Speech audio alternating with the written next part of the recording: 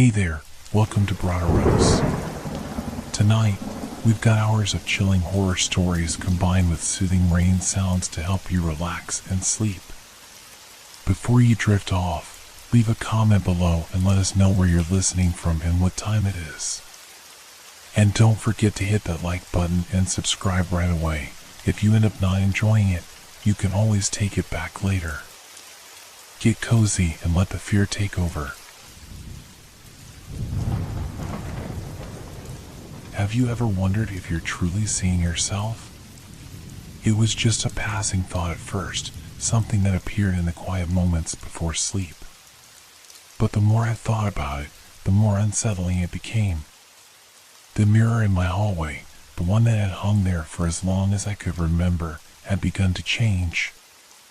At first, it was subtle, a slight distortion in the reflection, like when a fog starts to settle on glass. But then, it wasn't just the image of myself that was reflected. It was something else, something wrong.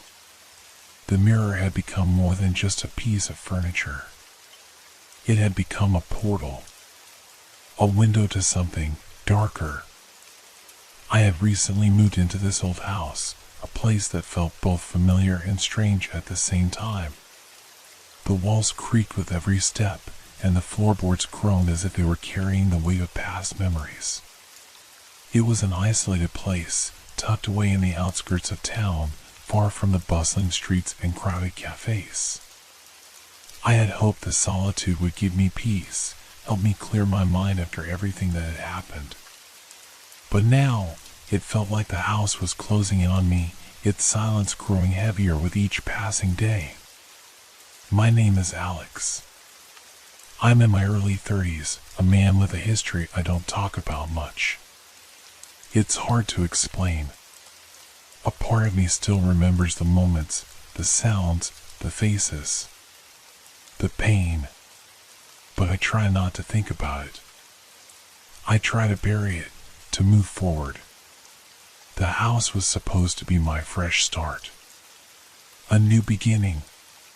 But I couldn't shake the feeling that something was wrong. Every time I passed that damn mirror, I felt like I was being watched, like there was something standing just behind me, waiting for me to look. It wasn't a crazy thought. The mirror had always been there, ordinary and unremarkable. But recently, it had become unsettling. Its surface, once clear and crisp, now felt cloudy, as if it were hiding something. Sometimes I catch glimpses of something out of the corner of my eye, shadows shifting, figures moving just beyond the frame. At first, I brushed it off. It's just the light, I told myself. It's nothing. But the feeling persisted. It was more than just light. It was presence. Something was there, something I couldn't see fully. But I could feel it. One night, I stood before the mirror longer than usual, staring at my reflection. I was tired, exhausted from work, from the constant buzzing in my head. The quiet was unbearable, and the reflection in front of me seemed to stretch longer, as if pulling at the edges of my mind. I blinked, and then it happened. The reflection didn't match my movements. It was subtle at first, just a fraction of a second out of sync. But then it became more pronounced.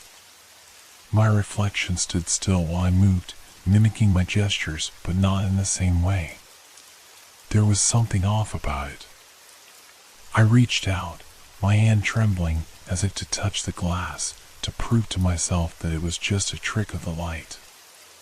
But as soon as my fingers brushed against the surface, a cold shock ran up my arm and the reflection shifted. It grinned. It grinned. I pulled my hand back, heart racing. That wasn't me. That wasn't a part of me. That was something else.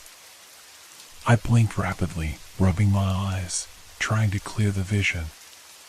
But when I opened them again, the reflection was the same. It was me, but it wasn't. I stepped back from the mirror, my breath quick and shallow.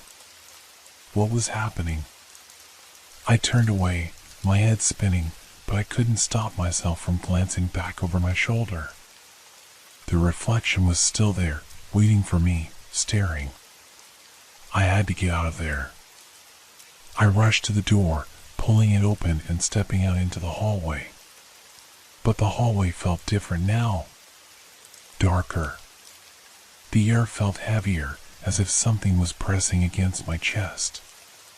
The quiet was suffocating, almost too much to bear. My heart pounded in my ears as I hurried toward the stairs, desperate to escape the weight of the house. But the mirror kept drawing me in. I couldn't shake the feeling that it was watching me, even when I wasn't looking. As I descended the stairs, I heard something. A soft sound, barely audible over the thudding of my heartbeat. It was a whisper, faint but distinct, like someone calling my name. My breath caught in my throat. I froze. Alex. It was my name, but it wasn't my voice. I turned back toward the hallway, the mirror at the end of it, its surface gleaming in the dim light. The whisper came again, this time louder, more urgent. My legs moved before I could stop them. Slowly, cautiously, I crept back toward the mirror, every instinct telling me to turn away, to run. But I couldn't. I had to know what was happening. The moment I stepped closer to the mirror, the air around me grew colder. My reflection was still there, but this time it was different. It wasn't just my reflection. It was something else. A shadow in the shape of a figure, standing just behind me. No, no, no. I spun around, but there was nothing. No one there. Just the empty hallway, stretching on into darkness. But the figure in the mirror remained. A part of me wanted to scream, to run, to leave everything behind. But another part of me was drawn to it. The mirror wasn't just reflecting me. It was showing something else. Something I wasn't ready to face. And that was when I realized. It wasn't just a reflection. It was a warning. I couldn't escape the mirror. No matter how hard I tried, I found myself drawn to it. That cold, unrelenting surface seemed to call to me, tugging at my thoughts, pulling me back every time I tried to leave it behind. That night, after the incident in the hallway, I barely slept. Every time I closed my eyes, I saw that shadowed figure behind me in the reflection. I saw its eyes. Not the reflection of my own eyes, but something darker, something alive. In the few hours of restless sleep I managed to get, the dreams were vivid, too vivid. I was standing in front of the mirror again, but this time the reflection wasn't a mere imitation of me. It was a twisted, distorted version of myself. My features were warped, stretched out of proportion. The eyes were wrong. They were wide, too wide, and they stared at me with an intensity that made my skin crawl. I tried to look away, but I couldn't. They wouldn't let me. I woke up gasping for air, my heart pounding.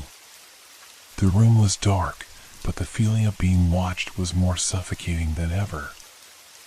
I couldn't shake the feeling that something was lurking just beyond the edge of my vision, waiting for me to look. I tried to go about my day as usual, to pretend like nothing was wrong.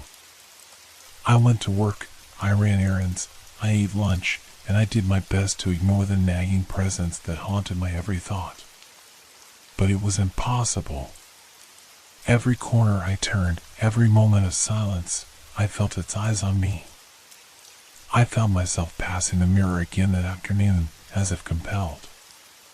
It stood there in the hallway, reflecting the quiet emptiness of the house. But today, something was different.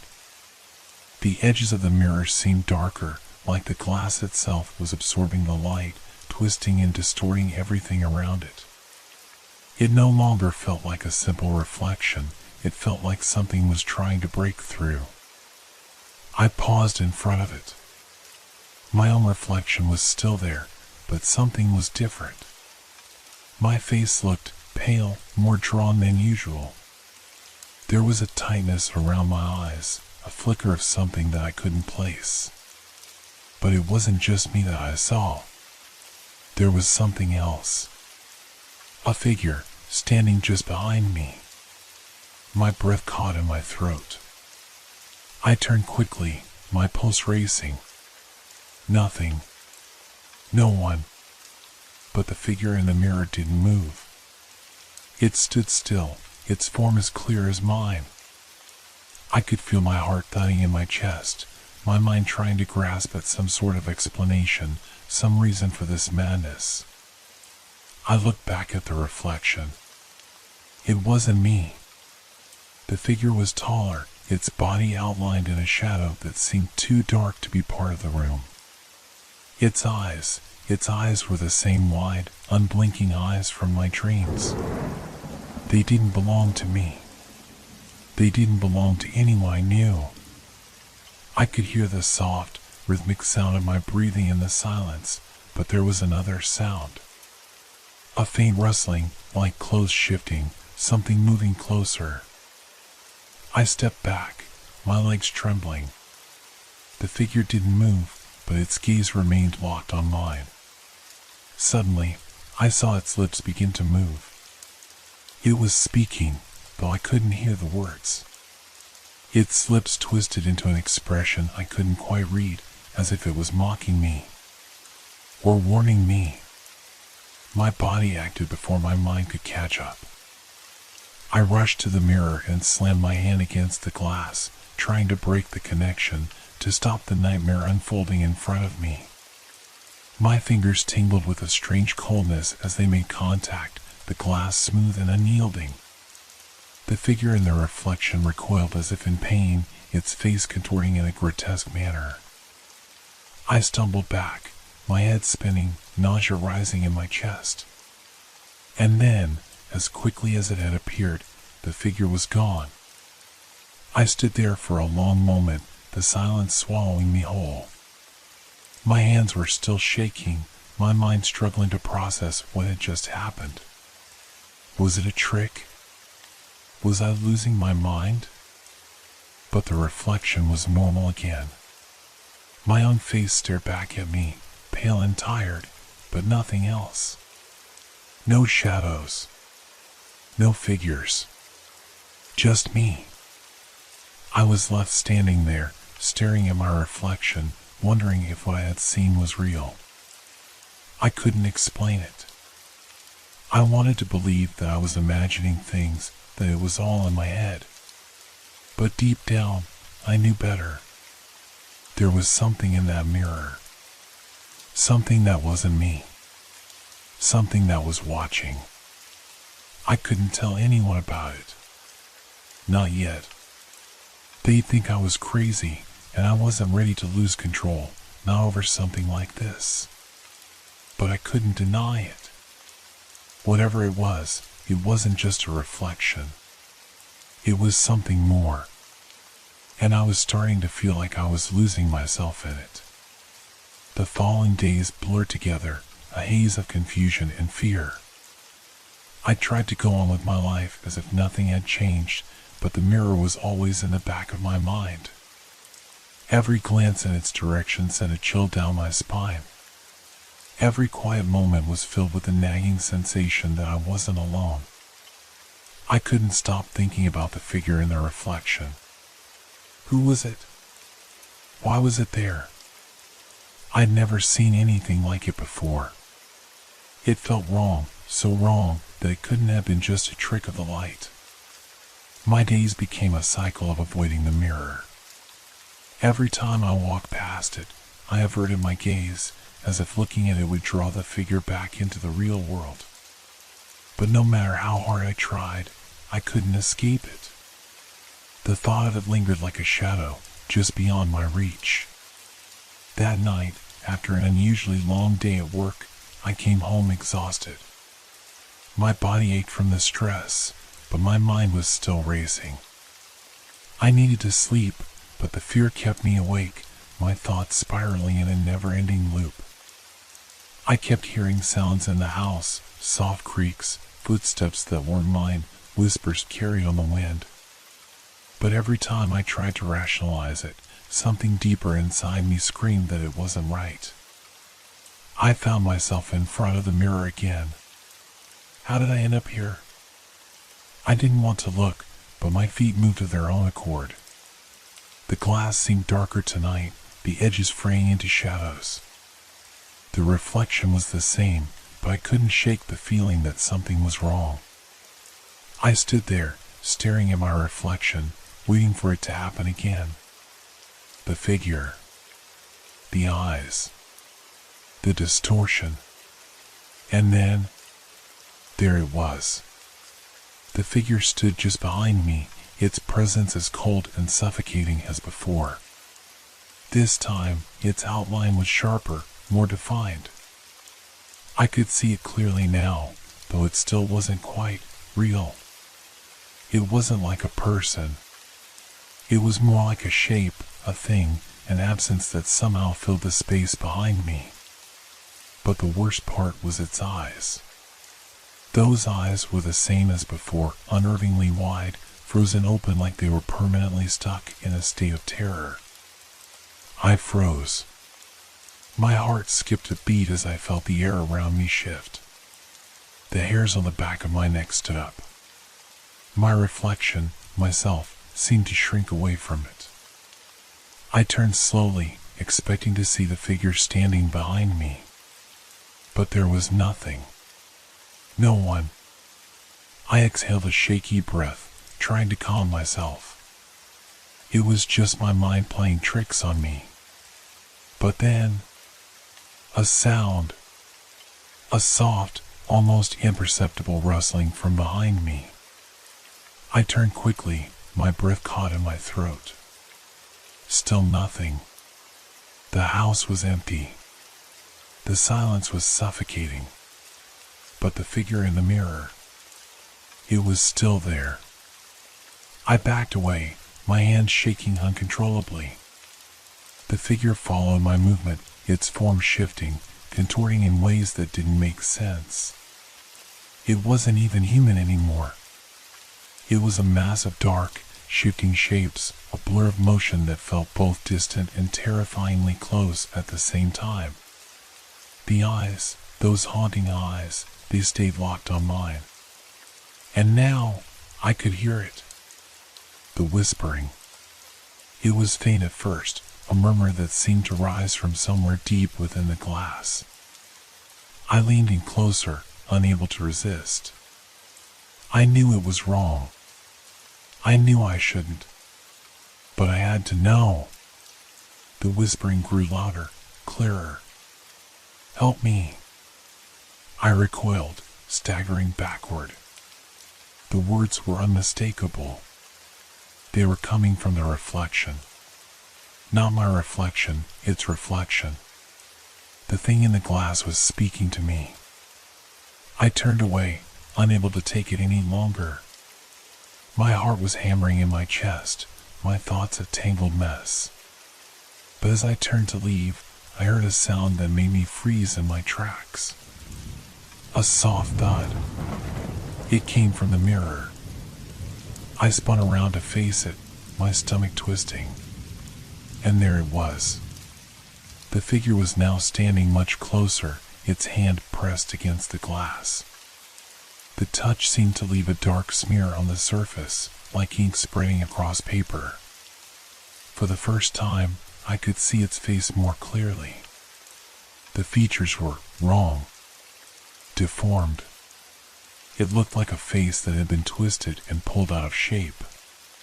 Its mouth hung open as if it was trying to speak, but no sound came out. And then I saw it.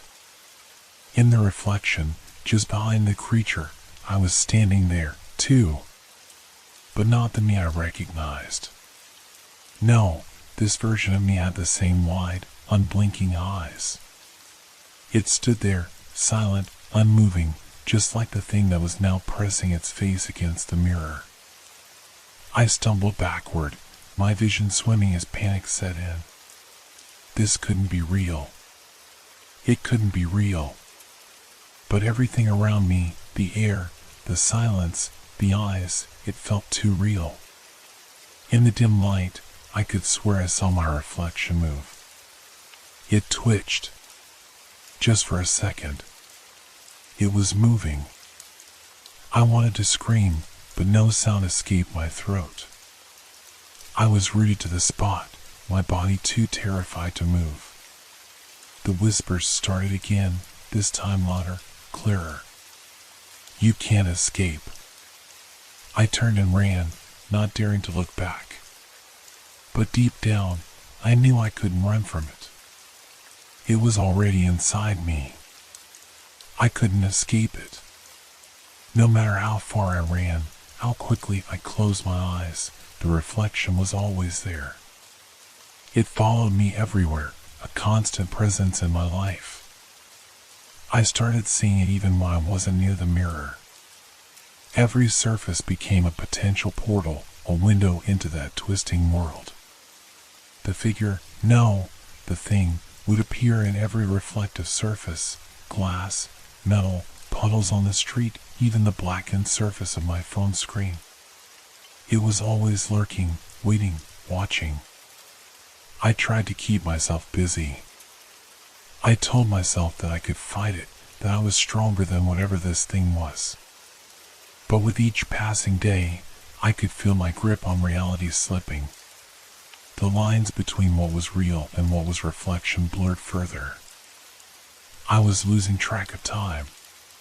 The hours seemed to bleed into one another. The days felt like weeks, but the weeks felt like mere moments. The worst part was that no one else could see it. My friends, if I could even call them that anymore, tried to comfort me, telling me I was just imagining things, that it was all stress, that I needed to take some time off. But how could I explain it to them? How could I tell them about the thing in the mirror? They wouldn't believe me. I knew they wouldn't. So I kept it to myself. I stopped sleeping. I couldn't. Every time I closed my eyes, the reflection would flood my mind. I'd see the creature's eyes, its distorted face, its twisted smile. It haunted my every waking moment. I felt its presence even when I was alone, when I was supposed to be safe. The whispers never stopped. They would come in the dark when I was trying to sleep. Help me. You can't escape. I would hold my hands over my ears, but it didn't help. The whispers would get louder, more insistent, more desperate. And in the silence that followed, the reflection would stare back at me, empty, dark, hollow. I had to find a way to stop it.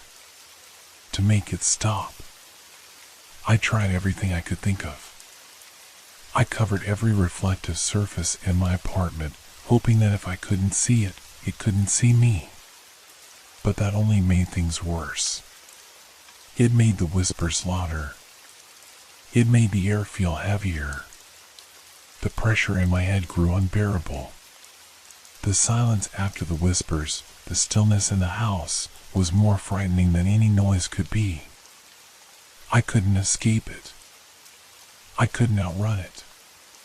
One evening, when I was alone in my apartment, I found myself drawn back to the mirror. I told myself it was just to check if the reflection was still there, to see if it was still moving, if it was still watching me. But when I stood in front of it this time, something was different. The glass wasn't clear anymore. It was cloudy, like it was covered in mist. My reflection was still there, but it seemed distant, faint.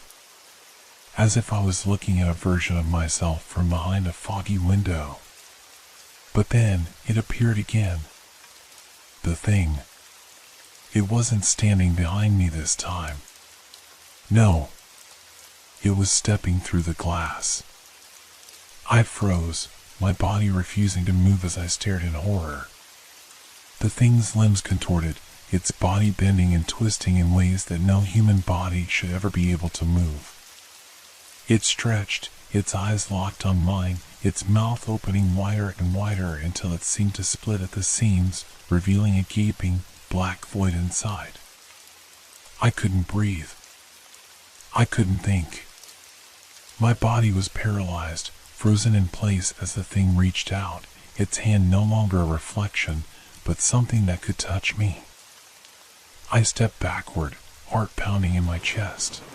But every step I took, the thing took one as well. It was coming for me. I stumbled over my own feet, falling to the ground with a loud thud. My head hit the floor, and for a moment, everything went dark.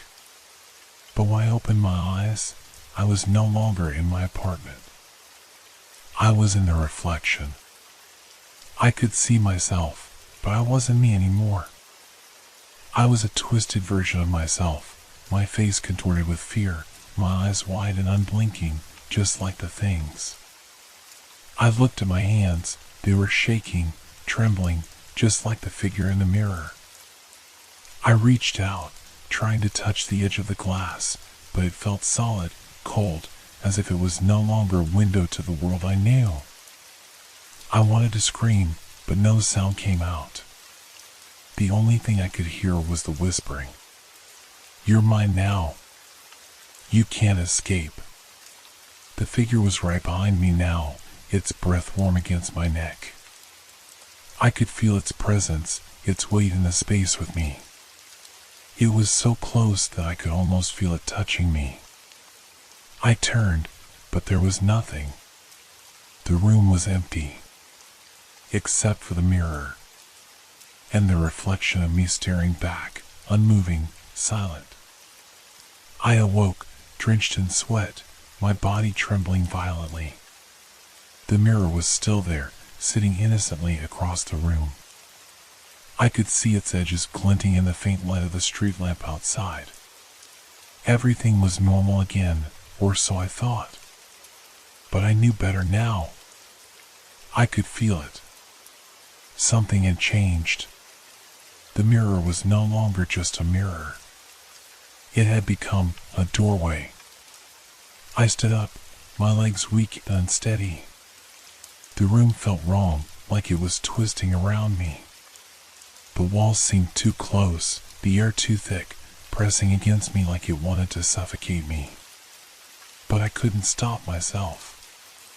My feet moved forward, toward the mirror, as if it had a pull on me, something magnetic, something irresistible. I knew what I would find. When I stepped closer, the reflection of the room appeared distorted. The edges of the furniture seemed to flicker in and out of existence. The air shimmered around the glass, and I could hear a faint, humming sound, like static from an old television, growing louder by the second. The space behind the mirror was no longer the room I stood in. It was something else, something darker, something alive. The thing in the mirror stood still. But I knew it was watching me, waiting for me to make the next move. I could feel its eyes on me, even though it had no eyes, just two dark voids where they should have been. I reached out a trembling hand, almost against my will, and touched the surface of the mirror. It wasn't cold. It wasn't glass.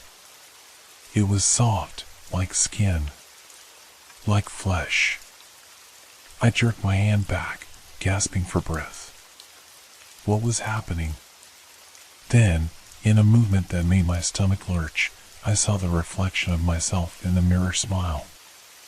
Not just a smile, but a wide, twisted grin that stretched beyond the limits of human possibility. My own face twisted into that grotesque expression, my mouth opening unnaturally wide, revealing teeth that were too sharp, too long. I screamed, but no sound came out. I tried to step away, but my body was frozen, rooted in place. My heart was racing, pounding in my chest like it was about to burst. The room seemed to spin, the walls pressing in, suffocating me. I could feel the weight of the reflection pushing against me, like it was trying to pull me in. "You're not real," I whispered, the words barely leaving my lips. But the reflection in the mirror didn't respond. It just stood there, smiling. The thing's smile. My smile. But it wasn't me. I didn't smile like that. I couldn't. The air around me grew heavy with an unnatural silence, the humming sound now replaced by a low, guttural growl that came from deep within the mirror. The shadows behind it seemed to move, shifting and growing, reaching toward me with long, claw-like fingers. I couldn't tear my eyes away from it. I couldn't look away. It was inside me. The reflection started to move again. This time, it didn't wait for me to approach. It lunged forward, its distorted body bursting through the surface of the mirror like it was made of liquid. I stumbled backward, my heart in my throat, as the thing's cold, slimy hand shot out and grabbed my wrist. Its touch was like ice, crawling up my skin, numbing my entire arm. I tried to pull away, but its grip was too strong. It was pulling me into the mirror. I felt my feet lift off the ground. I was being dragged, my body moving against my will, as if the mirror was no longer a reflection of the world, it was now my prison. I struggled, clawing at the floor, but it was useless. The mirror was too strong. My body was being consumed by it, inch by inch. "You can't escape," the thing whispered, its voice low and raspy, like the rustling of dead leaves. "This is your home now." The last thing I saw before I was completely swallowed by the mirror was my reflection. It was no longer just a reflection. It was alive. It was grinning at me, watching me as it pulled me into the darkness. And then, nothing.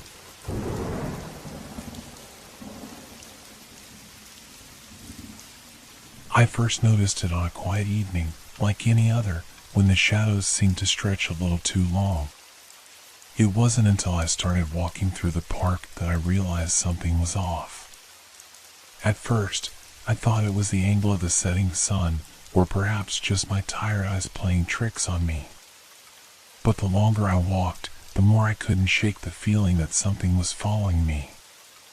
It was subtle at first. The faintest shift in the corner of my vision, a shadow, too dark for the surroundings, lingering just behind me. I told myself it was nothing. My mind was just overactive, I thought. But the more I glanced over my shoulder, the more the shadows seemed to remain, poised in my periphery.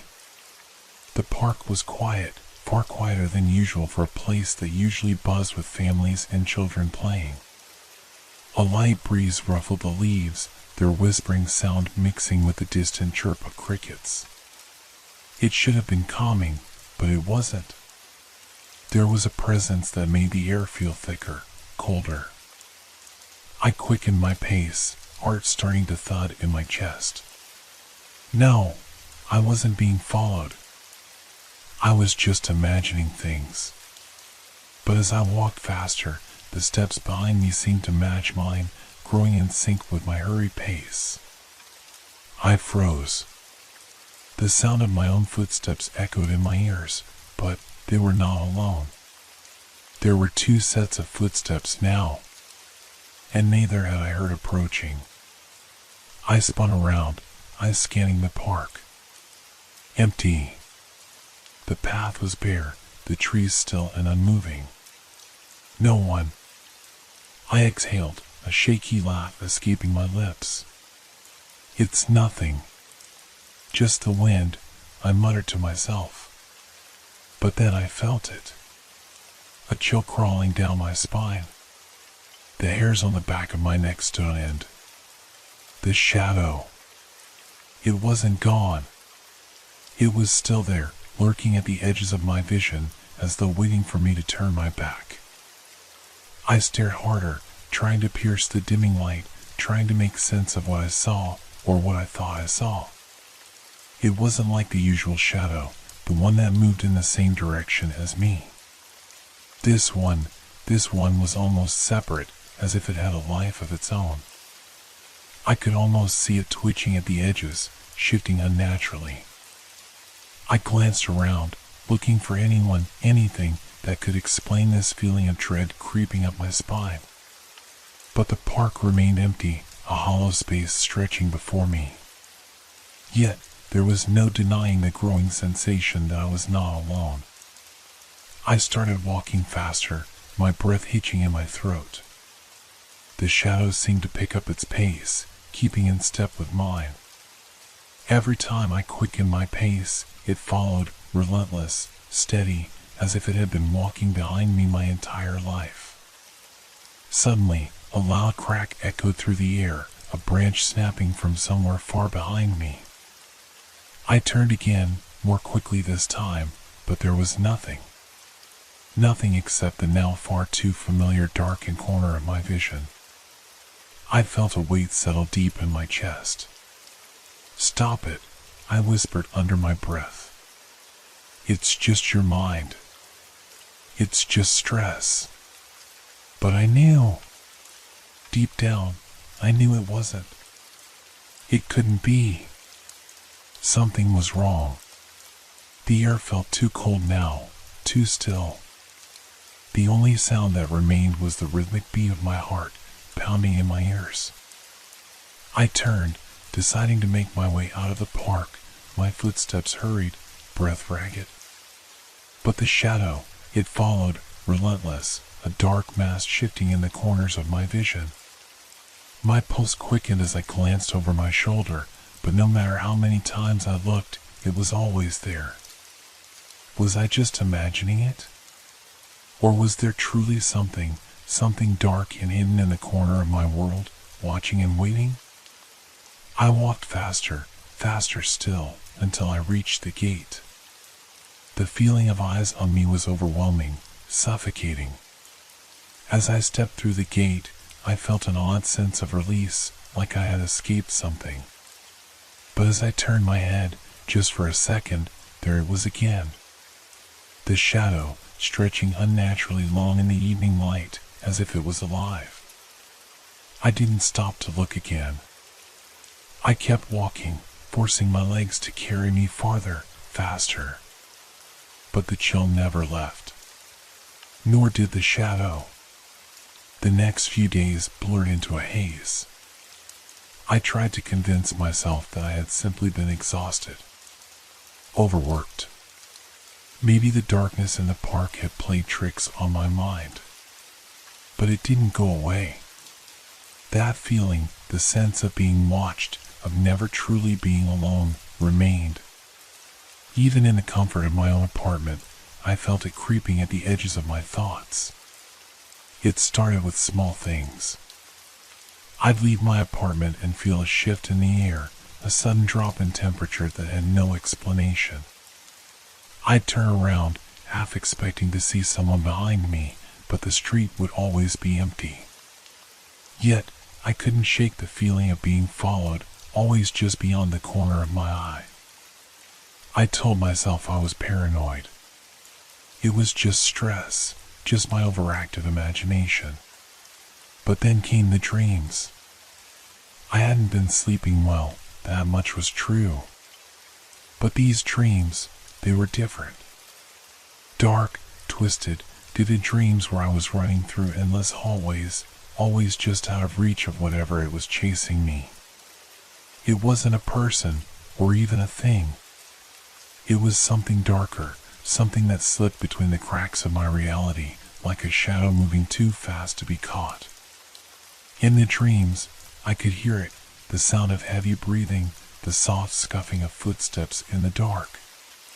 And when I would turn, the shadow was there, close enough to touch.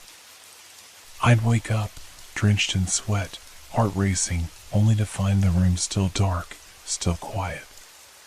But the feeling never left. That weight on my chest, the feeling that something was waiting just outside my door. The next morning, I decided to go back to the park. Maybe seeing it in daylight would bring me some peace. I grabbed my coat, ignoring the tightness in my chest, and left my apartment. The air was crisp, the sky overcast. It wasn't the perfect day for a walk, but I needed something to ground me. When I reached the park, I felt it immediately. The stillness. The way the trees stood frozen, as though holding their breath. I walked down the same path I had taken before, each step echoing louder than the last. The place was empty, like it always was in the mornings. But I could feel it again. That presence. It was there, lurking in the corners of my vision. I kept walking, trying to shake it off, trying to ignore the tension building in my chest. My footsteps seemed too loud now, each one amplified in the quiet. And then, just as I reached the same spot where I had felt the shadow before, the air grew cold. Colder than it should have been for the time of year. I paused, instinctively glancing over my shoulder. There it was again, just out of reach. The shadow, lingering at the edge of my sight. This time, though, it wasn't just a shape. It was moving. It started slowly, almost imperceptibly. A flicker in the corner of my eye, like the way light flickers when it's about to burn out. But it wasn't light. It was something else. Something darker. I turned quickly, heart pounding, but there was nothing there. Just a park. Empty and still. The shadow was gone, but the unease remained, thick in the air. I could feel it crawling beneath my skin, the gnawing sensation that I was not alone. I started to walk faster, trying to shake the feeling, but the cold clung to me. And then, there it was again. The sound. The soft shuffle of footsteps, too quiet to be anyone else's, too close to be my own. My breath caught in my throat. I spun around once more, my eyes scanning the surroundings frantically. There, at the edge of the trees, I saw it. A figure. A shape, dark and formless, standing completely still. It was like a shadow, but more than that. It had depth, it had weight. It wasn't just something cast by light. It was watching. My mind raced. Was I losing it? Was this just my imagination playing tricks on me again? But no! This time, I could feel it. The air, thick and oppressive, seemed to press in on me. And I knew, deep down, that it wasn't my mind. Something was out there. Something had been out there all along. I took a step back, heart hammering in my chest. The figure remained where it was, unmoving, as if waiting for me to make the next move. I couldn't move. I couldn't breathe. The shadows around it seemed to stretch longer, reaching toward me, as if they were alive, as if they were pulling me closer. Get a grip, I muttered to myself, trying to shake the panic that was beginning to rise. But it wasn't just fear. It was a primal, gut-wrenching terror, something deep within me telling me that this wasn't just a trick of the light. This wasn't just my mind. I turned, unable to bear it any longer, and bolted. My feet pounded against the path, but it didn't matter. The shadows followed me, just beyond my reach. I couldn't see them, but I could feel them. Closing in. Like they were alive, moving with me, always just a step behind. By the time I reached the exit, the park felt miles away. I didn't stop until I was safely back in my apartment, the door slamming shut behind me. I locked it, double-checked the windows, but none of it mattered. The feeling was still there. The shadow. It was with me, even here. It was everywhere. The apartment, once a refuge, now felt like a cage. The walls, once familiar, seemed to close in on me, their very stillness amplifying the hum of anxiety in my chest. Every creak of the floorboards, every whisper of the wind outside, set my nerves on edge. I couldn't sleep. I couldn't think. My mind kept replaying the images, the shadow at the park, the feeling of it following me, its presence closing in, inch by inch. The nightmares grew worse. They weren't just dreams anymore. They bled into my waking moments, leaving me unsure of what was real and what wasn't. I'd wake up in the middle of the night, drenched in sweat, only to find myself staring at the shadows in my room, feeling like I was waiting for something to move. My eyes would dart around, but nothing would happen. The silence was deafening. At first, I thought I was just exhausted, that my mind was playing tricks on me, but deep down, I knew something was wrong. I could feel it, like a heavy pressure pressing against my chest, suffocating me. I tried to convince myself it was all in my head. It's stress. It's nothing, I muttered over and over as I sat at my kitchen table, staring at the same cup of coffee I hadn't touched. My hands shook, just a little, but enough to make me notice. Every passing hour felt like an eternity, each moment stretching unnaturally long. I thought I was alone. But the tapping started. It was faint at first, barely audible, a single knock at the door. I froze, my blood running cold. I hadn't heard anyone approach. No footsteps, no voices. Just the sound, as if something or someone had gently knocked on the wood of my door. I didn't move at first. I couldn't. I just stared at the door, my heart thudding in my chest. My mind raced. Maybe it was just a neighbor, maybe someone I hadn't seen in days. But why hadn't I heard them come up the stairs? Why hadn't I heard anything before that knock? Another tap. Then another, sharper this time. And another. I slowly got up, my legs trembling beneath me, as if they were no longer my own. My breath came out in shallow bursts, and I approached the door cautiously, every step feeling too loud in the silence. I reached out with a trembling hand, my fingers brushing against the cold, smooth surface of the door. My mind screamed at me to open it, to see who was there, but something in me resisted. A primal fear surged up, a fear I couldn't ignore. I pressed my ear against the door, listening for anything, any sound. But there was nothing. Just the faint, eerie silence of the apartment. I stepped back, my hands shaking harder now. My brain screamed that I was imagining things, that I was just caught in my own paranoia, but it didn't feel like that. It felt different. Like there was something out there, something waiting. The knocking continued. It wasn't just at the door anymore, it was all around me. It was as if the walls themselves were knocking, tapping in rhythm, like 100 invisible hands trying to break in. The noise grew louder, more insistent, and I couldn't tell if it was real or just the sound of my own spiraling mind. I backed away from the door, panic flooding my veins. There was no way I could just stand there. I needed to escape, to leave, but something held me in place.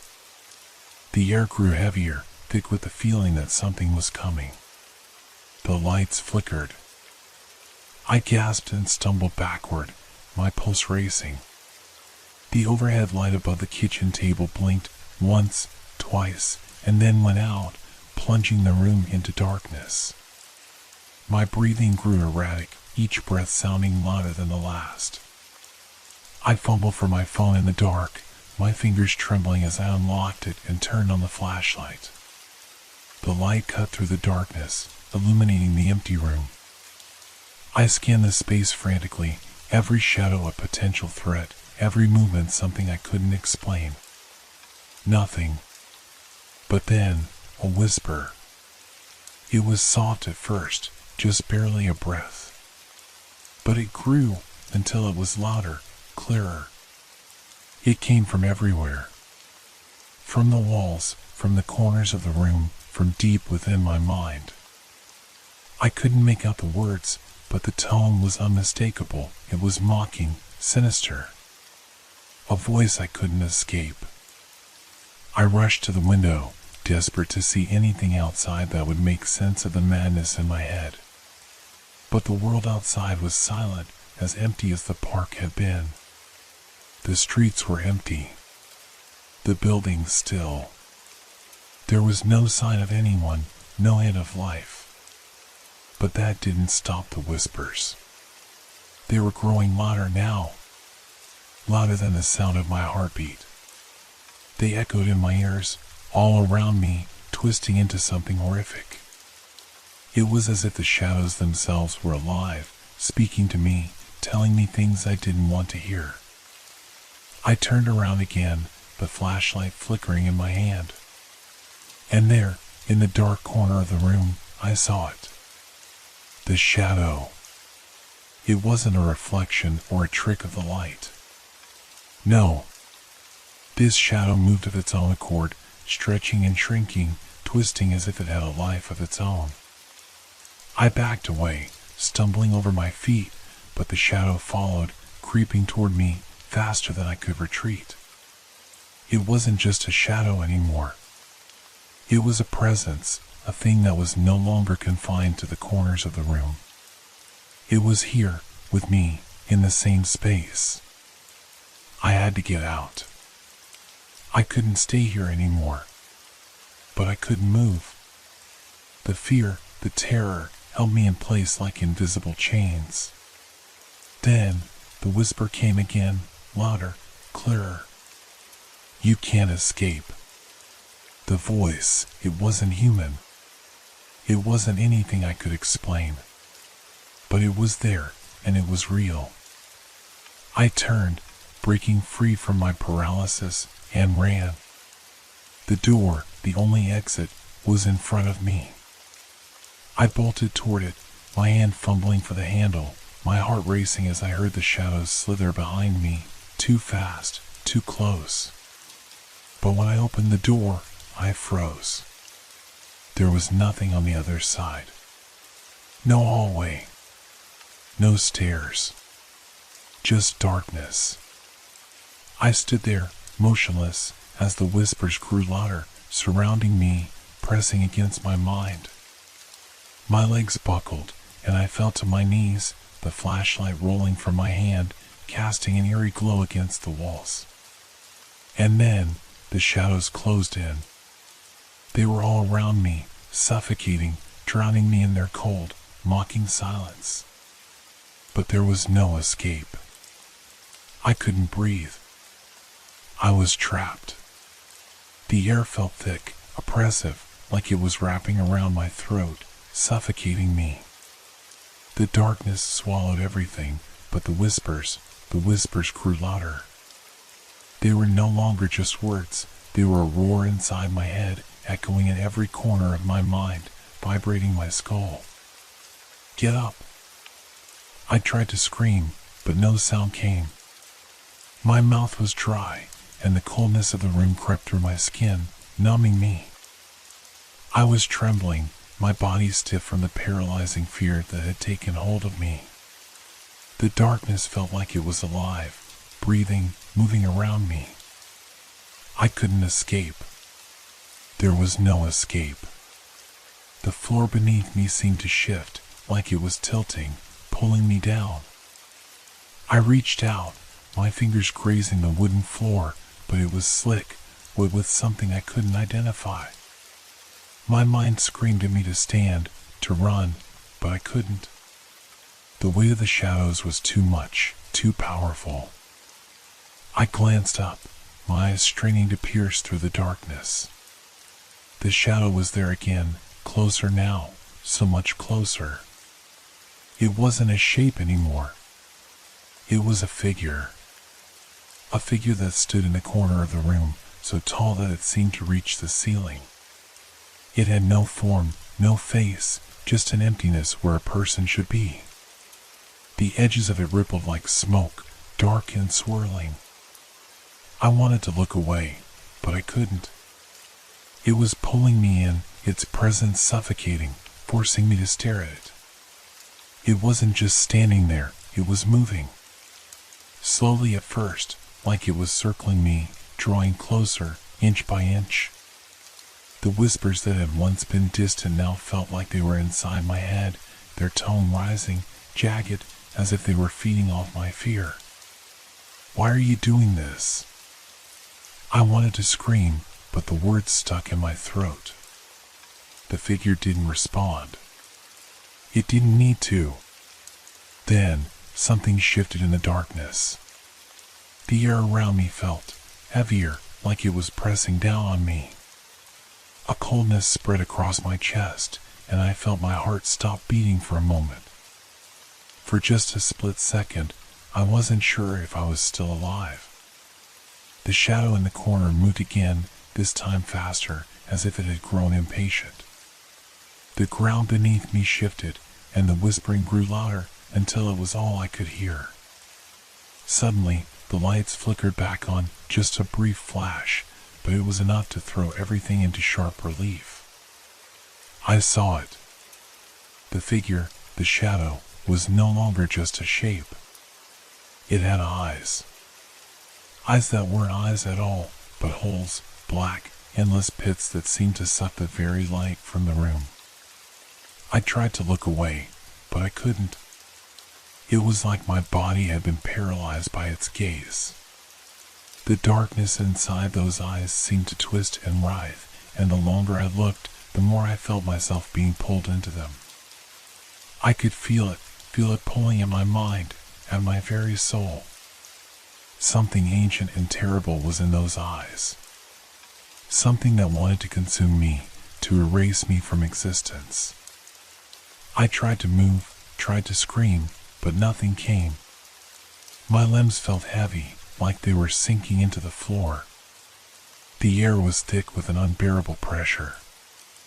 I couldn't breathe. I couldn't escape. And then, just as suddenly as it had appeared, the figure moved, slithered towards me. It was faster than I could comprehend, its form stretching and distorting as it approached, the air around it warping like a heat wave. I closed my eyes, bracing myself for the impact, for whatever would happen next. My body was frozen in fear, my mind screaming for release, but no sound escaped my lips. The figure was upon me. Cold. Dark. Unforgiving. Then, nothing. I opened my eyes, unsure if I was still alive. The world around me was still, unnervingly so. The shadows in the room were still there, but they no longer moved. The whispers were gone. The air felt almost normal again, but my body was still trembling, my hands shaking uncontrollably. I didn't know what had happened. Was it real? Had I just imagined it all? But as I stood up, my eyes scanning the room, I saw something that froze me in place. The door, my door, was wide open. And in the doorway, standing there, was the shadow. It wasn't the same shape, but it was there. It had taken on a new form, more defined, more human-like. Its face was still a void, a black hole that seemed to suck in all the light, but its shape, its posture, it was waiting. Waiting for me. Watching me. I couldn't move. I couldn't breathe. I could only stand there, staring at the darkness that seemed to stretch from the doorway into the infinite void. And then, the whisper returned, louder this time, filling the entire room. "You can't escape me." It wasn't just a voice. It was everything, the walls, the floor, the very air around me. It was everywhere. And I knew, without a doubt, that I would never be free. The shadow was inside me now. It had always been. I couldn't breathe. I couldn't think. The words "you can't escape me" echoed in my mind over and over like a never-ending mantra drilling into my skull. My heart raced, a violent drumbeat in my chest, and yet the room around me felt deathly still. The shadow at the door, it wasn't just a shadow anymore. It had a shape, a presence that loomed in the threshold, its formless body blocking the light that tried to escape from the hallway.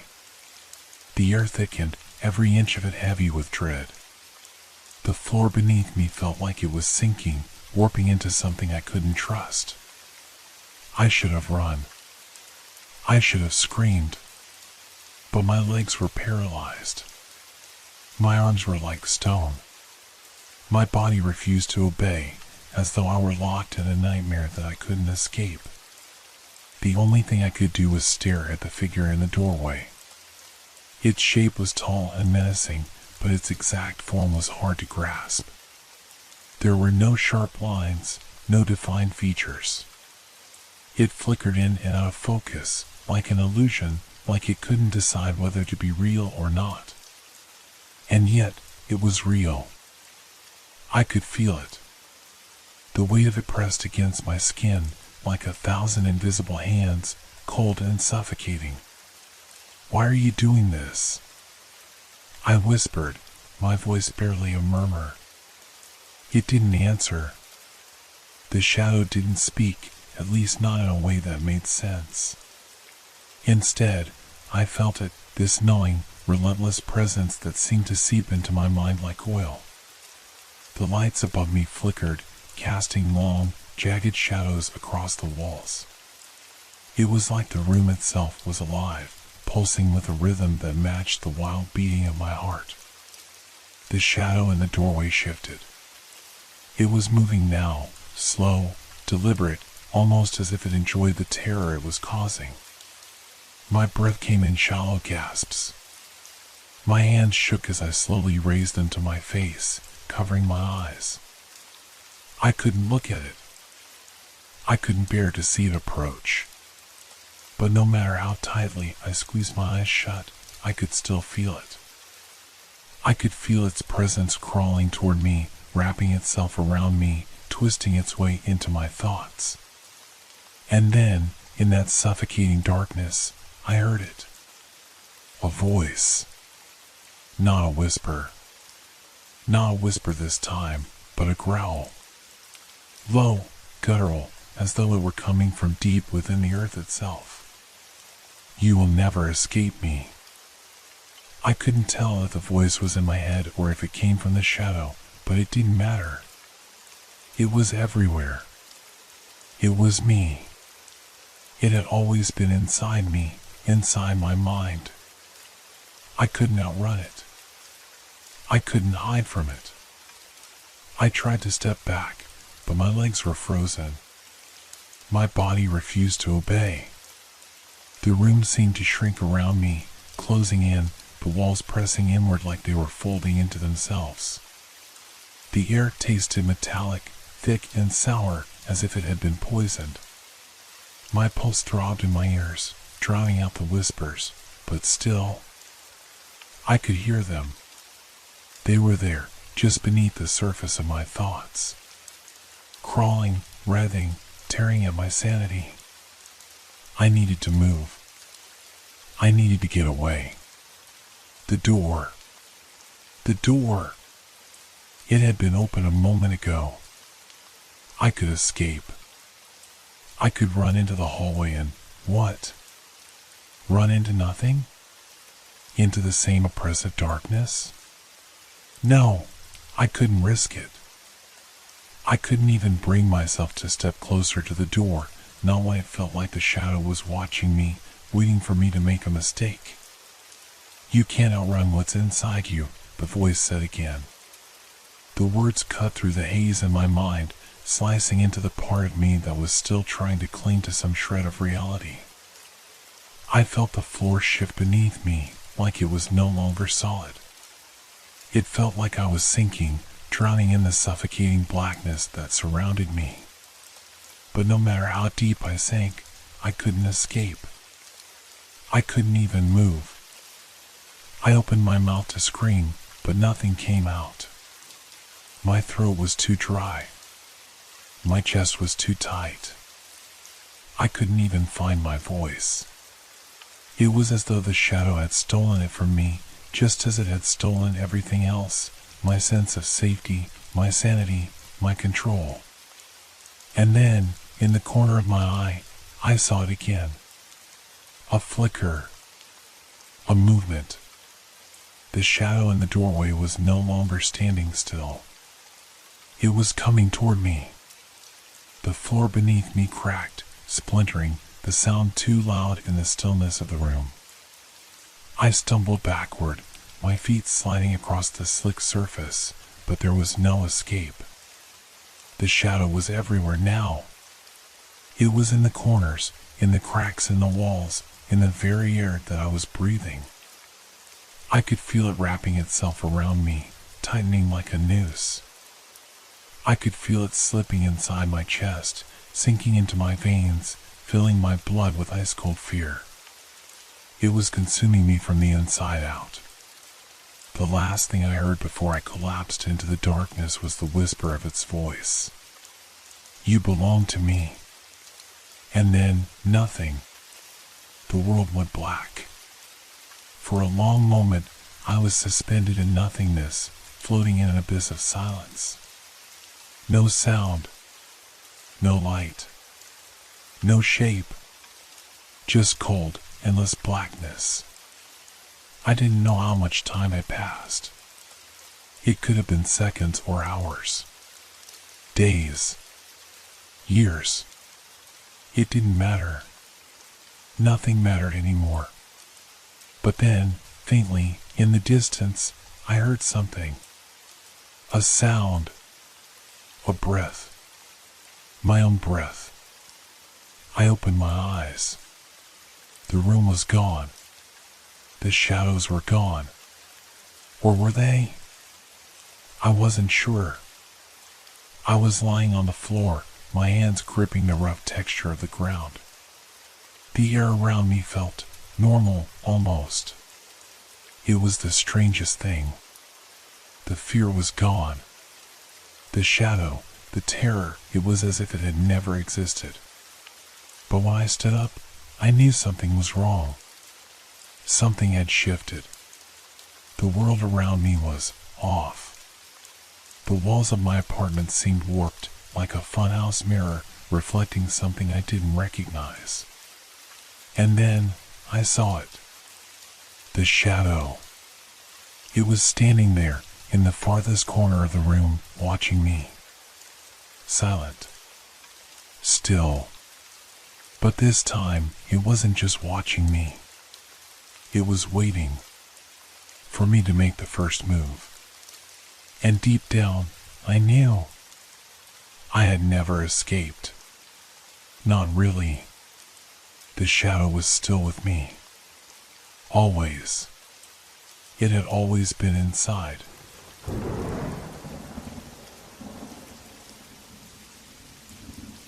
It was 3:17 a.m. when the phone rang.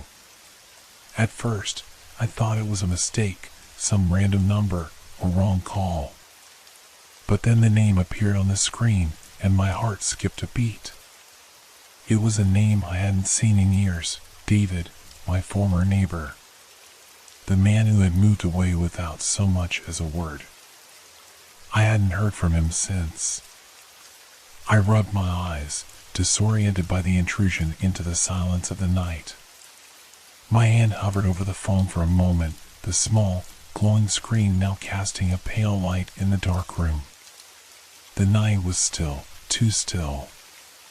The kind of silence that makes you uneasy, as though something is about to break through it. I hesitated. Why was David calling me? What did he want? The old wounds, memories of the terrible things that had happened between us, came rushing back. I had moved away to escape it all, to put the past behind me. But the past, it never really leaves, does it? I felt the weight of it pressing down on me again. I tapped the screen. Hello? My voice was rough, thick with sleep and fear. There was a pause on the other end. Silence. Then, the sound of shallow breathing. Slow, measured, like someone was taking their time. David? I asked, though I wasn't sure what I was expecting. What had he been doing all this time? Why was he calling me now? The voice on the other end wasn't his. It wasn't even a voice I recognized. I'm still here. The words sent a chill down my spine. There was something wrong with this. Something off. The tone wasn't clear, like the voice was distorted, muffled, as if spoken from behind a wall or through a phone that wasn't quite working right. But the message was clear. I'm still here. I had no idea what it meant, but I felt my pulse quicken, my hands trembling. I pulled the phone away from my ear and stared at it for a long moment, the light flickering unnervingly.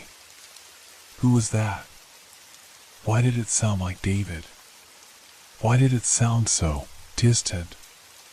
Was someone trying to trick me? It didn't make sense.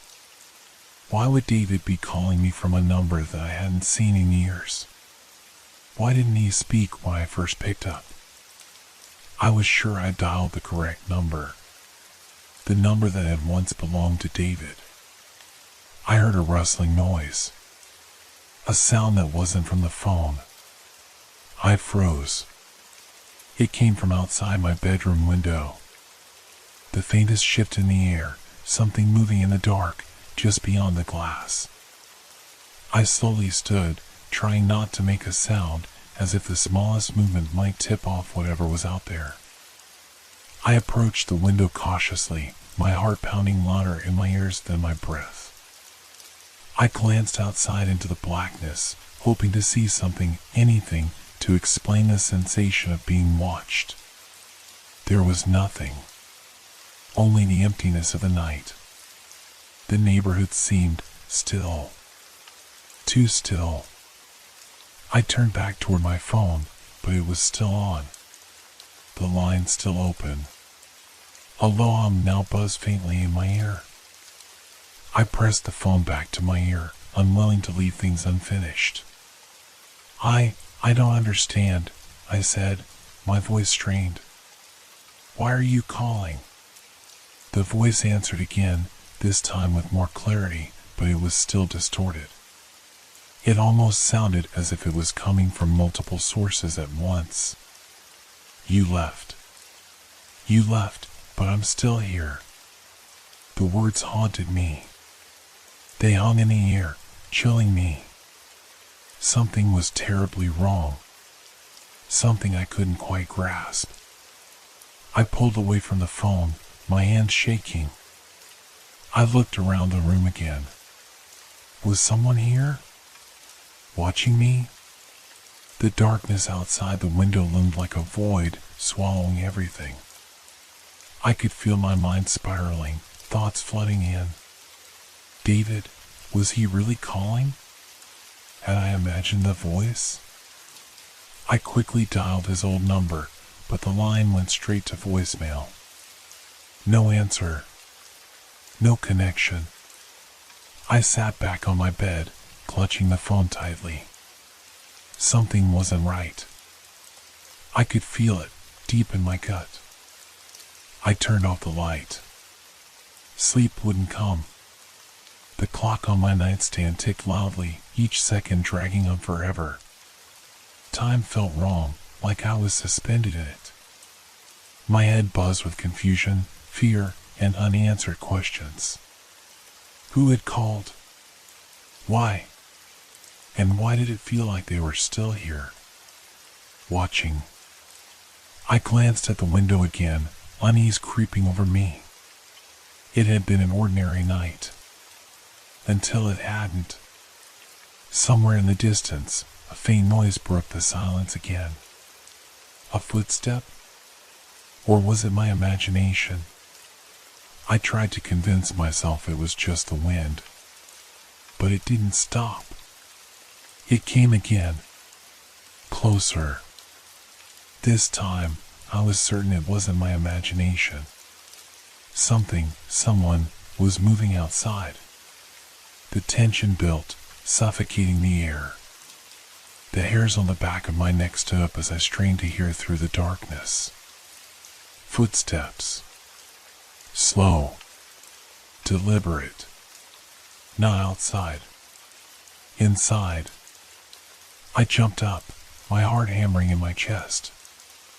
I rushed to the door, and before I could open it, I heard a familiar voice, David's voice, calling out from the hallway.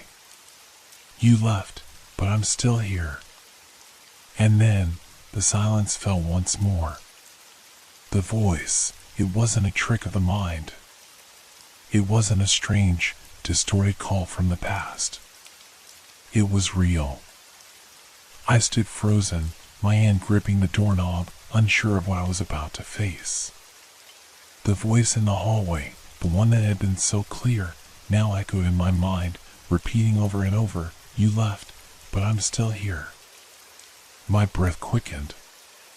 The air around me felt dense, heavy, as though the weight of the world had settled on my chest. My body tensed with fear, every nerve screaming at me to stay inside, to lock the door, to hide. But something kept pulling me forward. The need to understand. To know why this was happening. Slowly, cautiously, I opened the door. The hallway stretched out before me in the dim light from the kitchen. The house was eerily quiet, the kind of quiet that feels unnatural, as if the walls are holding their breath. There was no sign of anyone in the hallway, nothing out of the ordinary.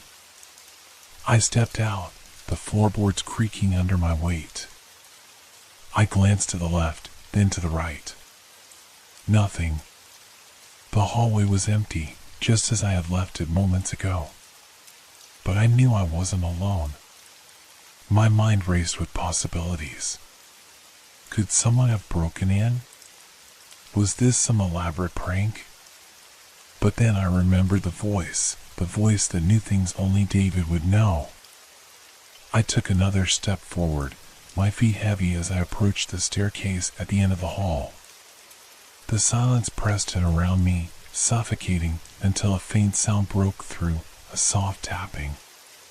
It was coming from upstairs. I stopped dead in my tracks, straining to hear. The tapping continued, rhythmic and deliberate. It sounded like fingers gently tapping against wood, like someone was waiting for me. The hair on the back of my neck stood up. I didn't want to go up there. I didn't want to confront whatever was waiting for me in the dark, but my legs moved forward anyway. There was no choice. I had to know. With each step I took, the tapping grew louder, clearer, more pronounced. It was as if whoever, whatever, was up there was counting down the seconds until I reached them. A pulse of dread surged through me. I reached the top of the stairs and paused. The sound stopped. The hallway at the top of the stairs was just as quiet as the one below. My pulse raced as I looked left and right, my breath shallow. The darkness at the end of the hallway seemed to swallow the light, making the air thick with unease. I could feel something in the dark, watching me, waiting for me to make a move. I took a deep breath, steadying myself, and began walking down the hallway. Each step felt heavier than the last, as though the house itself was pressing down on me, urging me to turn back. The tapping had stopped, but the silence was worse. It was a silence that felt like it was waiting for something to break it. At the end of the hallway, I reached a door. The door to the room I used to share with my brother. The room we had both left behind when I moved out. The room that had been empty for years. I reached for the doorknob, and just as my fingers brushed it, the door creaked open by itself. A chill ran down my spine, and I jerked my hand back. It's just the wind, I told myself. It's just the house settling.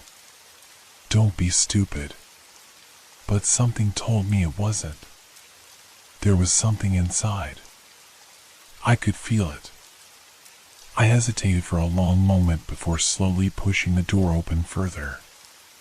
The room was pitch dark. I could barely make out the outline of the furniture against the walls. The air in the room felt stale, as if it hadn't been disturbed in years. But that wasn't what caught my attention. It was the smell. A faint, pungent odor, like something rotten, something decaying. It hit me all at once, choking me, and I almost gagged. The smell was overpowering, sharp in my nostrils, and it made my head spin. I stepped back, feeling nauseous, but I couldn't pull myself away. The door had opened, and I had to know what was inside. I had to know if the past had come back to haunt me. I forced myself to walk into the room, my feet moving with reluctance, as if the floor beneath me didn't want to hold me up. As I stepped further in, the room seemed to get colder. The temperature dropped, making the hair on my arms stand on end. That's when I saw it. A figure standing in the corner, just out of reach of the faint light coming from the hallway. It was barely visible, a shadow in the corner of my eye. But I knew it wasn't a trick of the light. David? I called out hoarsely, my voice barely above a whisper. Is that you? No answer. I took another step forward, the floor creaking beneath me, my heart pounding in my chest. The figure didn't move, but I could feel its presence, like a weight pressing on me from all sides. I couldn't tear my eyes away from it, even though my body screamed at me to run, to escape. And then, in the dark silence of the room, I heard it. The same voice I had heard on the phone earlier. I'm still here. The words echoed in the darkness. And this time, I knew, without a doubt, that whatever was in that room wasn't David. I froze. My legs locked, unable to move as the words echoed through the room, reverberating in the cold, stagnant air. I'm still here. The voice wasn't David's. It wasn't even familiar. It was deeper, raspy, as though it had been trapped in this house for far too long. A sense of dread washed over me, smothering every ounce of rational thought in my mind. For a moment, I stood there, my eyes glued to the dark corner where the shadow still lingered. It didn't move, didn't make a sound except for the soft, almost imperceptible rustle, like a cloth brushing against itself in the dead of night. But it wasn't cloth. I knew that much. My hand instinctively went to my phone, clenching it tightly as if it could somehow protect me from whatever this thing was. I started to dial, but my fingers trembled too much to press the numbers. I needed to escape. I needed help. But even as I thought about running, I knew that I couldn't. The thing in the corner, it was waiting. Watching. The smell grew stronger, rotting, decaying. The air itself seemed to thicken with it, as if it was somehow part of the very walls of this house. I choked, stumbling backwards, but then I felt it, a chill, a draft, rushing at me from behind, pushing me forward. I spun around, but there was nothing there. The hallway stretched out behind me, as empty and silent as it had been before. Focus, I told myself. Don't lose it. Think. I forced myself to look back into the room. The figure had shifted slightly, though not enough to be fully distinguishable. I could barely make out a shape, a human form, but it was wrong. It was all wrong. I took a step back, my heart thumping so loudly in my ears that I almost didn't hear the whisper that followed.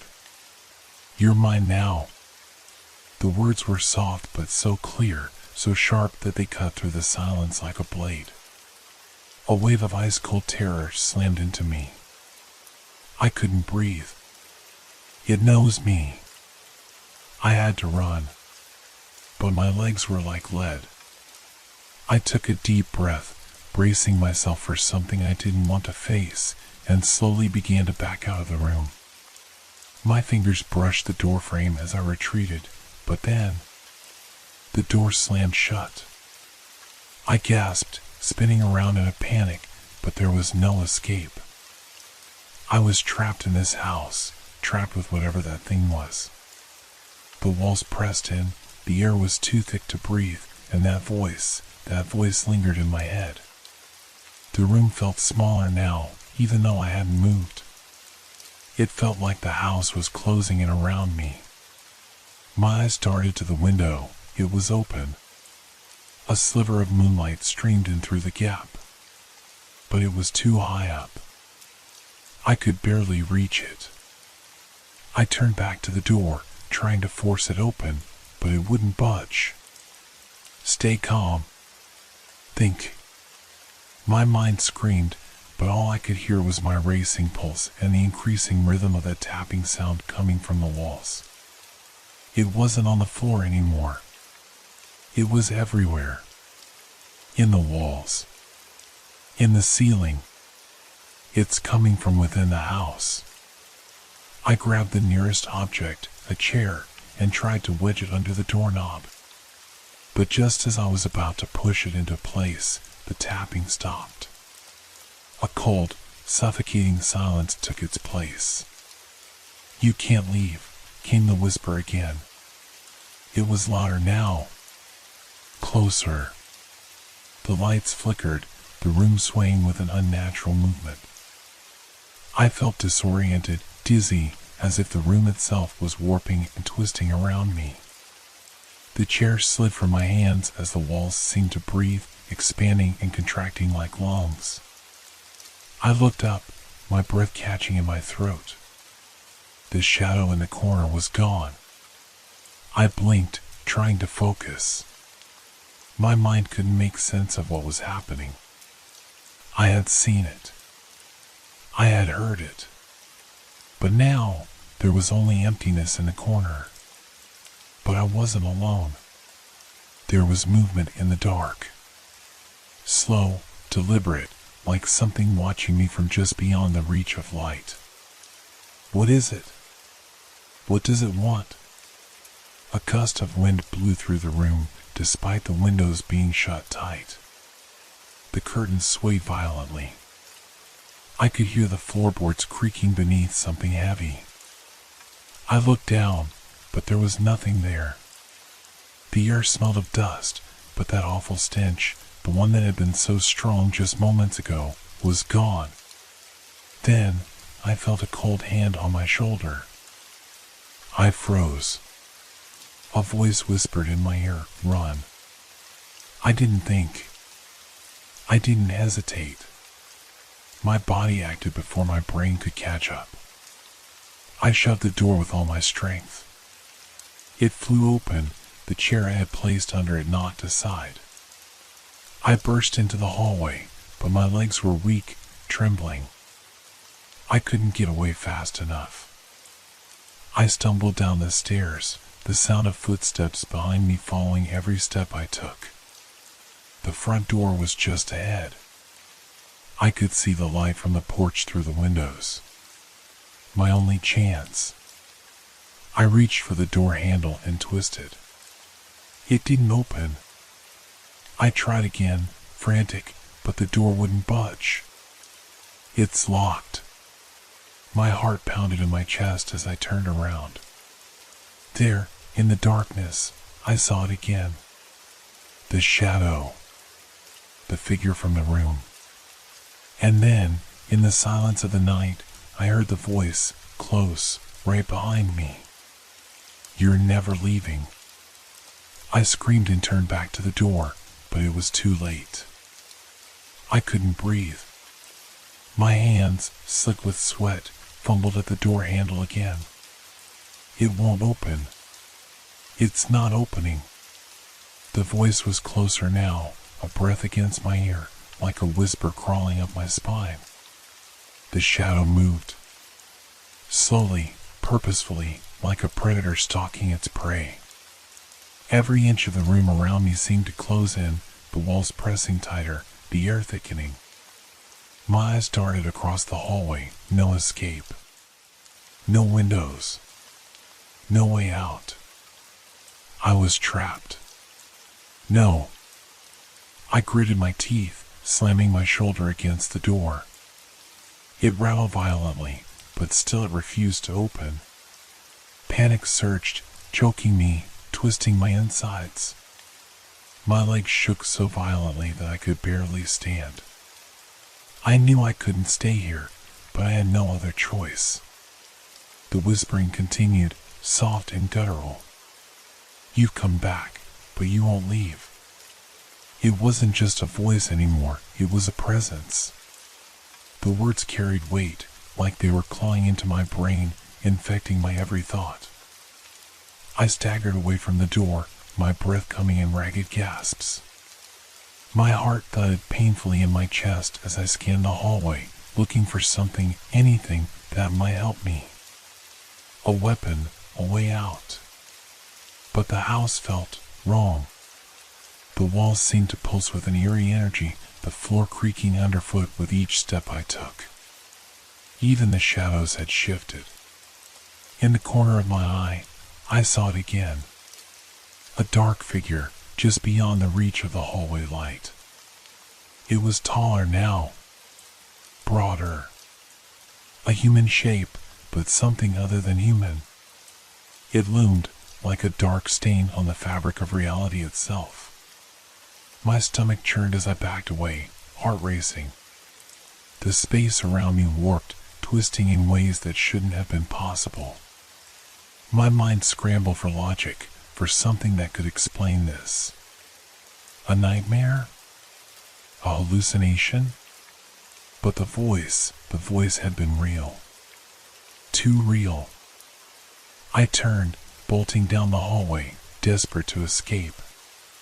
My breath hitched, fear clawing at my throat as I ran, but the house seemed to stretch before me. The hallway grew longer, the walls closing in. I was running, but I wasn't getting anywhere. It's a trap. This place isn't real. Every corner I turned led me back to the same place. The same endless hallway. How is this happening? I screamed in my mind, but there was no answer. I stopped, panting, tears welling up in my eyes. The air felt thick now, suffocating. The weight of the house pressed down on me. I could hear it, a low, guttural growl, something coming from the walls. The sound vibrated through my chest, shaking my very bones. Then, a chill. A presence. It was behind me again, closer than before. I didn't need to turn around to know it was there. Watching. Waiting. I couldn't run anymore. Slowly, I turned. My heart hammered in my throat, my pulse ringing in my ears. The figure, no longer a vague shape, was now fully visible. It was human, sort of. Its skin was pale, too pale, stretched tight over bones.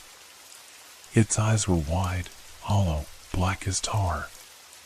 A grotesque grin split its face, showing teeth far too sharp, far too long. And it was smiling at me. It had been waiting. The room began to twist again. The walls were bending inward, the space around me warping as if I was standing inside a nightmare. The figure stepped forward, its limbs stretching unnaturally. It moved toward me, a horrible creaking sound accompanying each step. I couldn't move. My legs were like stone, heavy, immovable. The air itself seemed to freeze around me, thick with the stench of decay. I could barely breathe. The only sound was that rasping, clicking noise from the thing before me. You should have never come back, it whispered, its voice scraping at my soul. It took another step forward, and I felt the floor beneath me tremble. I had no choice. My fingers twitched. I reached out, desperate for anything to defend myself. There, just beyond my fingertips, was an old coat rack, a rusted metal hook hanging from it. I grabbed it. The cold metal burned against my palm, but I didn't care. I swung it with all the force I could muster, aiming for the thing's head. It let out a screech, but the hook only passed through the air where its skull should have been. It's not real. My thoughts splintered, crashing against each other. This is a nightmare. This can't be real. But the pain in my hand was real. The sweat on my skin was real. The fear that coiled in my chest was real. And then the figure lunged, its long fingers stretching toward me. I ducked, rolling to the side, but it was too fast. A cold hand grabbed my ankle, pulling me back toward it. You can't escape, it hissed, its voice like nails on a chalkboard. I kicked, struggling, my heart racing faster than I could think. The thing's grip tightened, the cold seeping through my skin, but I managed to free myself, scrambling toward the stairs. I had to get out. I ran, my feet slapping against the wooden steps, but even as I moved, the walls seemed to bend and shift. It felt like I was in a maze, each turn bringing me back to the same place, the same nightmare. And then, I saw it. The door. The front door. It was open. A blinding light shone through the crack, inviting me in. I sprinted toward it, my breath ragged, but as I reached for the handle, it slammed shut. I collided with the door, falling to the floor with a sickening thud. The house groaned, the walls rattling as if the very structure was alive, angry, suffocating. And then, from the darkness, the figure spoke again. You're already dead. I couldn't move. The room spun around me, and the darkness closed in. The weight of the air became unbearable, crushing me, squeezing the life out of me. And then, nothing. A deep, all-encompassing silence. I woke up to silence. The kind of silence that feels too thick, too suffocating to be real. For a moment, I didn't understand where I was. My head throbbed, my body felt like it was made of lead. I blinked against the brightness, my eyes straining to adjust to the light around me. I'm still here. I was lying on the floor. The cold hardwood beneath me felt too solid, too grounding. My fingers brushed against the surface, and I felt the faintest tremor run through me. My breath was shallow, quick, as I tried to steady my thoughts, to find some grip on reality. But nothing made sense. The house, the hallway, the dark figure. It was all so vivid. Too vivid. Had it been a dream? No. It couldn't have been. The pain in my wrist was real, the dull ache from where I had been pulled back toward that thing. I could still feel it. The sensation of cold fingers tightening around me. It wasn't a dream. I pushed myself up slowly, trembling. The room around me looked exactly the same as it had before, familiar, comforting even. The faint scent of wood and dust lingered in the air, a smell that used to calm me. Now, it only felt foreign, oppressive. There was no figure. No twisted, dark shape waiting in the corner. The house was still. I stood up, the ground shifting beneath my feet like I wasn't entirely sure I could trust it. My vision swam for a moment, and I had to lean against the wall to steady myself. I looked at the front door, the one that had slammed shut in my face just moments before. It was open. The light that had once blazed through it was now gone, replaced by the soft, mundane light of the morning sun. But the air outside, it was different. The air outside felt wrong, too. It was too still, too quiet, almost like the world had paused, holding its breath. I wanted to step forward, to leave, to run from whatever this was. But my body refused. My feet were rooted to the floor, the anxiety tightening its grip around my chest. My mind screamed at me to just leave, to run out that door and never look back. But every instinct in me was telling me not to. What if it was still there? What if it wasn't done with me? I glanced toward the phone. The screen was cracked, the display frozen on the last call I had received, the one from the number of my old neighbor. My heart lurched. I had almost forgotten about that. Was that call real? I reached for the phone, my fingers shaking as I unlocked it. There was no new message, no voicemail left behind. Only the call history. The same number. The same name. His name. The number didn't make sense. My neighbor had moved years ago. He had left without a trace, no forwarding address, no goodbyes. It was as though he had disappeared. I hadn't thought about him in years. Not once. Not until now. And now, this call. I felt sick. I had to know what this meant. I dialed the number, my fingers slick with sweat as I pressed the call button. The phone rang only once before the line clicked. Hello? A familiar voice, raspy, hoarse. It was him. I froze. My heart pounded, each beat a thunderclap in my ears. I opened my mouth, but no sound came out. Are you there? The voice asked again, but this time it was different. It was distorted, like it was coming from far away, muffled. I swallowed hard. Where are you? The words felt hollow as they left my mouth. There was a long pause, and then, in a voice barely above a whisper, he responded. You shouldn't have called me. What does that mean? Before I could speak, the line went dead. I stared at the screen, my mind reeling. The house felt smaller now. The walls seemed to press in from all sides. The air was thicker. The shadow of something just beyond my reach, lurking in the corners, seemed to grow. I wasn't alone. I knew that now. The phone buzzed again, and I jumped, a cold sweat breaking out across my skin. Another text message, just one line. It's too late to run now. My blood turned to ice.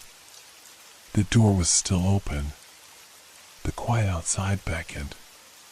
But the house, this house, was no longer the place I had once known.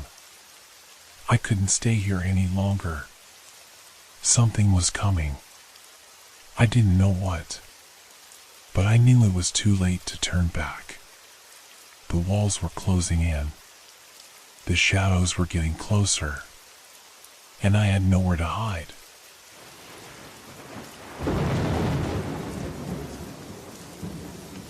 Hope your dreams are filled with fear. Good night.